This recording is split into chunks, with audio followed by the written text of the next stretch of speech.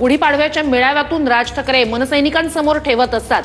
लोकसभा निवडणुकीतली मनसेची राज ठाकरेंची भूमिका, त्यानंतर विधानसभा निवडणुकीतली भूमिका आणि त्यानंतर आगामी महत्त्वाच्या अशा स्थानिक स्वराज्य संस्थांच्या निवडणुकांच्या दृष्टीने राज ठाकरे काही भूमिका या मेळाव्यातून मांडतायत का?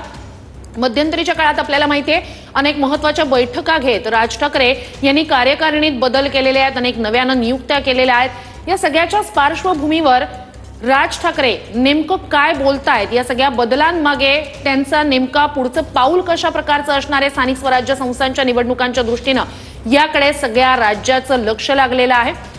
सध्याची जी राजकीय परिस्थिती आहे म्हणजे बीडमधलं सरपंच संतोष देशमुख हत्या प्रकरण असेल, त्यानंतर एका पाठोपाठ एक घडलेल्या घटना असेल, औरंगजेब कबर वाद असेल, त्यानंतर वाघ्या कुत्र्याच्या समाधीचा मुद्दा असेल, यासोबतच इतरही अनेक जे महत्त्वाचे मुद्दे आहेत, विशेषतः सरकारकडून जे 2 महत्त्वाचे मुद्दे आश्वासनं अधोरेखित करण्यात आलेली होती प्रचारादरम्यान, ती म्हणजे कर्जमाफीचा मुद्दा असेल किंवा मग लाडक्या बहिणींना 2100 रुपये देण्याचा मुद्दा असेल, या सगळ्याच्या बद्दल नेमकं राज ठाकरे काय बोलतायत, कशा प्रकारे समाचार घेतायत याकडे लक्ष असेल। त्याशिवाय मराठीच्या मुद्द्यावर आता या वेळेला राज ठाकरे यांच्याकडून काय बोललं जात आहे?